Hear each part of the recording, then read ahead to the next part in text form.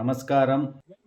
సార్వత్రిక ఎన్నికల్లో భాగంగా కదిరి అసెంబ్లీ నియోజకవర్గంలో గడిచిన 4 రోజులుగా తెలుగుదేశం పార్టీ తరఫున ప్రచారం చేస్తున్నాం.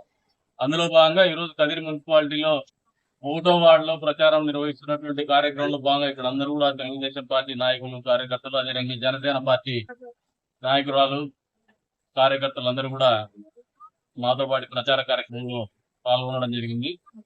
నిన్నటి రోజున తెలుగుదేశం పార్టీ, జనసేన ఉమ్మడి అభ్యర్థుల జాబితా దాదాపు 99 మంది అభ్యర్థులను ప్రకటిస్తూనే జగన్మోహన్ రెడ్డికి వెన్నులో చలి పుడతా ఉంది. ఎందుకంటే మీరు రెండు పార్టీల్ని గమనించుకుంటూ వస్తే 4.5 సంవత్సరాల క్రితం రాష్ట్రంలో ఒక చరిత్ర సృష్టించినటువంటి 50% ఓట్లు, 151 సీట్లు అనే ఆలోచనతో ఫలితాలు అందిస్తే 4.5 సంవత్సరాల తర్వాత ఈ రోజున జగన్మోహన్ రెడ్డి వైనాట్ 175 అని ప్రగల్భాలు పలికినటువంటి జగన్మోహన్ రెడ్డి భయపడతా ఉన్నాడు.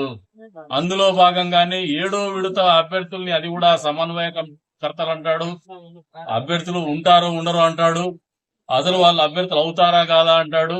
ఇన్ని రకాలుగా భయపడుతున్నటువంటి జగన్మోహన్ రెడ్డి వైనాట్ 175 అని ఎందుకు మాట్లాడుతున్నాడంటే వై కాంట్ ఈ లూజ్ 175 అనే ఆలోచనతో ఉన్నాడేమో అని చెప్పేసి అనిపిస్తా ఉంది. ఈ రోజు తెలుగుదేశం, జనసేన పార్టీల కలయిక ఒక ప్రభంజనాన్ని సృష్టిస్తా ఉంది. ఎప్పుడూ లేనటువంటి విధంగా చరిత్రలో తెలుగుదేశం పార్టీ మొట్టమొదటిసారిగా 94 సీట్లు, జనసేన పార్టీ 5 సీట్లు కలిపి 99 మంది అభ్యర్థుల్ని ఏకదాటి మీద ప్రకటించినటువంటి సంఘటన. అది కూడా ఎన్నికల కోడ్ మొదలవ్వక ముందే, షెడ్యూల్ మొదలవ్వక ముందే ప్రకటించినటువంటి చరిత్ర ఒక చరిత్రగా నిలిచిపోతుంది రాష్ట్ర ఎన్నికల చరిత్రలో అని చెప్పేసి కూడా ఈ సందర్భంగా తెలియజేస్తాను. ఈ రోజున జగన్మోహన్ రెడ్డి గారు ఇదే పుటాకుల్లో మేము గడిచిన ఎన్నికల సందర్భంగా ప్రచారం చేస్తా ఉంటే అభ్యర్థిగా ఒక చదువుకున్నటువంటి అమ్మాయి, తెలుగుదేశం పార్టీ కుటుంబానికి చెందినటువంటి అమ్మాయే మమ్మల్ని ప్రశ్నించింది. జగన్మోహన్ రెడ్డి గారు మద్యపాన నిషేధం చేస్తాను సార్, తెలుగుదేశం పార్టీ మనం ఎంజాయ్ చేయకూడదని చెప్పేసి ఇందాక ప్రచార కార్యక్రమంలో అమ్మాయి వాళ్ళ కుటుంబ సభ్యులకు చెప్పినాను. ఆ అమ్మాయికి మేము గడిచిన ఎన్నికల సందర్భంగా చెప్పిన చేయలేమమ్మాయి మద్యపాన నిషేధం, తెలుగుదేశం పార్టీ మేనిఫెస్టోలో లేదు, జగన్మోహన్ రెడ్డి చెప్తున్నాడు అని చెప్పేసి. ఈ రోజున అదే మహిళలు జగన్మోహన్ రెడ్డిని ప్రశ్నించడానికి సిద్ధంగా ఉన్నారు. జగన్మోహన్ రెడ్డి సమాధానం చెప్పాల్సినటువంటి పరిస్థితిలో ఉన్నాడు. 4.5 సంవత్సరాల కాలం తర్వాత మద్యపాన నిషేధం చేస్తే మాత్రమే ఎన్నికల్లో పోటీ చేస్తాను, ఓటు అడుగుతా అని చెప్పినటువంటి జగన్మోహన్ రెడ్డి ఈ రోజు ప్రజలకు సమాధానం చెప్పాలా. ఎందుకు 7వ జాబితాను కూడా విడుదల చేస్తున్నాడు, ఏ ఎన్నికల్లో పోటీ చేయడానికి విడుదల చేస్తున్నాడు, మద్యపాన నిషేధం అమలైందా ఈ రాష్ట్రంలో అని చెప్పేసి ప్రజలకు తెలియజెప్పి సమాధానం చెప్పి మరి అభ్యర్థులు ప్రకటించమని చెప్పేసి కోరుతా ఉన్నారు. ఈ రోజున అనేక రకమైనటువంటి ఆందోళనలతో ముప్పుడిగా ఇబ్బందులకు గురవుతున్నటువంటి జగన్మోహన్ రెడ్డి మనస్తత్వం కావచ్చు, ఆయన మూర్ఖత్వం కావచ్చు, ఈ రాష్ట్ర ప్రజల పాలిట శాపంగా పరిణమించినటువంటి పరిస్థితులు 4.5 సంవత్సరాలుగా మనం పరిపాలనలో సాగించేటువంటి క్రమంలో నిత్యం చూస్తూనే ఉంటున్నాం.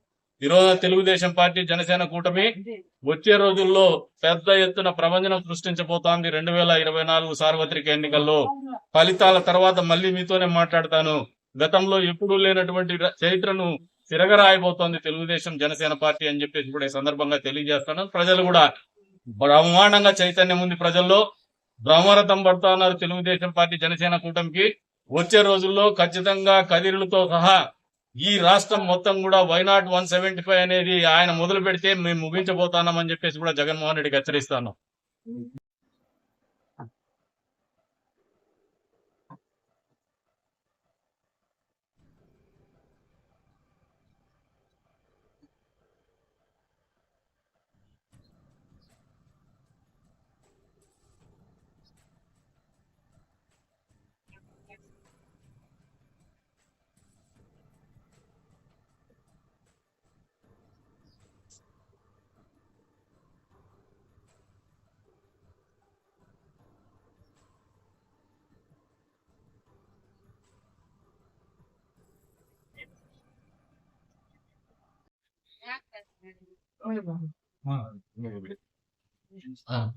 ఉన్నది నేను విజ్ చేసేకి వచ్చాం బా.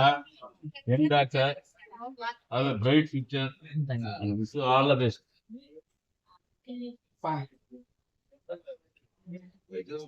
All the best.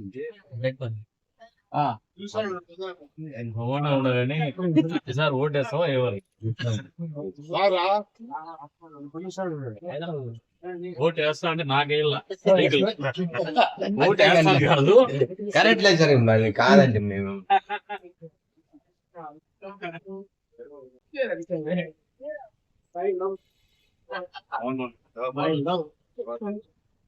Savyasachi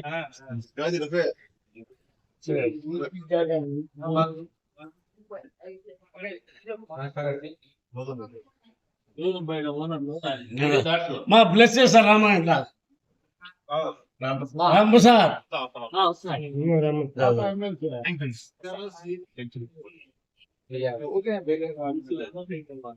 sir